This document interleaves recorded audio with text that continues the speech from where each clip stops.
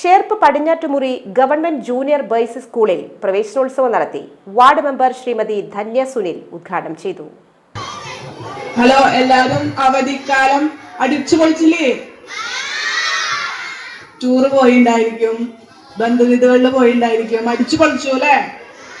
ഇനി നമുക്ക് പഠിക്കല്ലേ? അപ്പൊ നമുക്ക് പുതിയ അധ്യയന വർഷം തുടങ്ങിയിരിക്കുകയാണ്. നമുക്കറിയാം, ഇപ്പോ ഉത്സവമായിട്ടാണ് അധ്യയന വർഷം ആരംഭിക്കുന്നത്.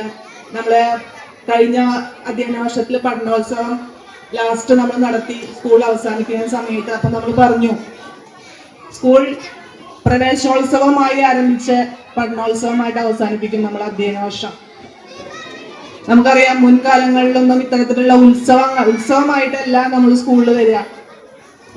കുറെ കുട്ടികൾ കരഞ്ഞു വരും, കുറെ കുട്ടികൾ ഭയങ്കര സന്തോഷത്തോടു കൂടി വരും.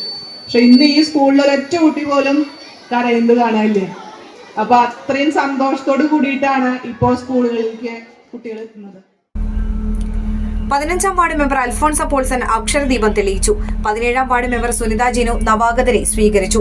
പുതുതായി വിദ്യാലയത്തിൽ ചേർന്ന മുഴുവൻ കുട്ടികൾക്കുള്ള ബാഗുകൾ വാർഡ് മെമ്പർ നസീജ മുത്തലീഫ് വിതരണം ചെയ്തു. PTA പ്രസിഡന്റ് CK വിനോദ് ചടങ്ങിൽ അധ്യക്ഷത വഹിച്ചു.